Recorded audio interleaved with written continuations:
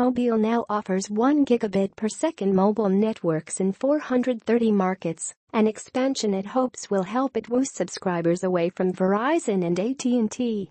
Today's mobile networks are powered by a technology called LTE, long-term evolution, and T-Mobile has brought an updated version called LTE Advanced to 920 U.S. markets, it said at a press conference Thursday.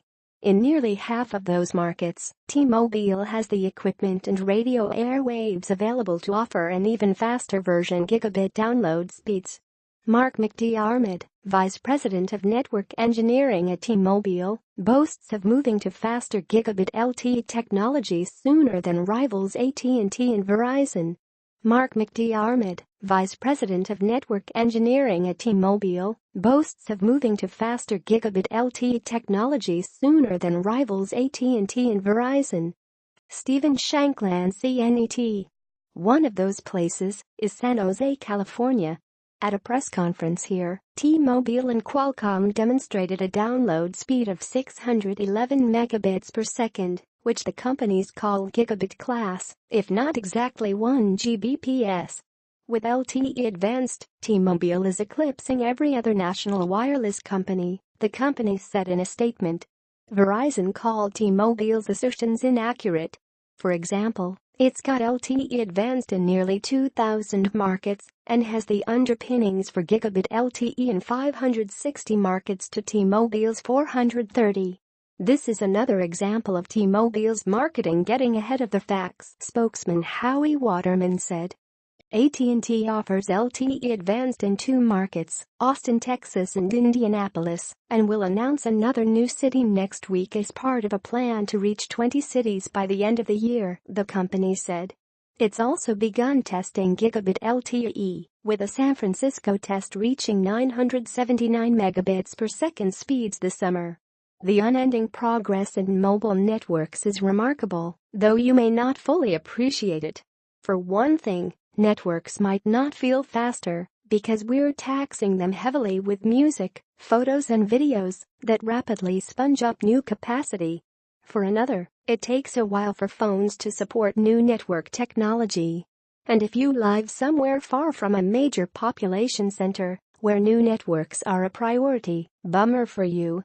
Today, only 10 phones have all the abilities needed for gigabit LTE, said Pete Lancia, a Qualcomm vice president of marketing.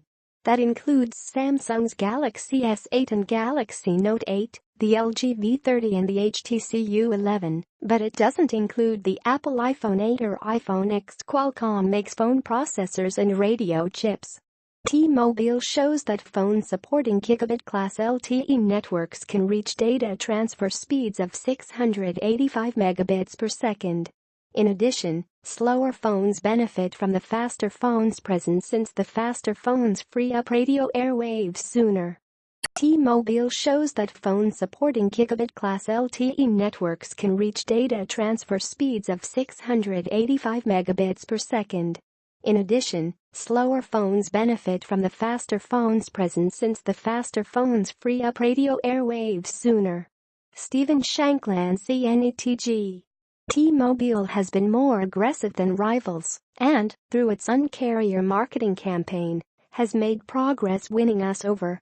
It has outgrown other U.S. carriers for the last 7 quarters when it comes to the important category of postpaid customers, those who pay bills at the end of the month. It's got 70 million customers today, said Mark McDiarmid, vice president of network engineering at T-Mobile. Verizon and AT&T have a bunch of legacy issues. T-Mobile is a bit more nimble, endpoint technology analyst Roger Kay said.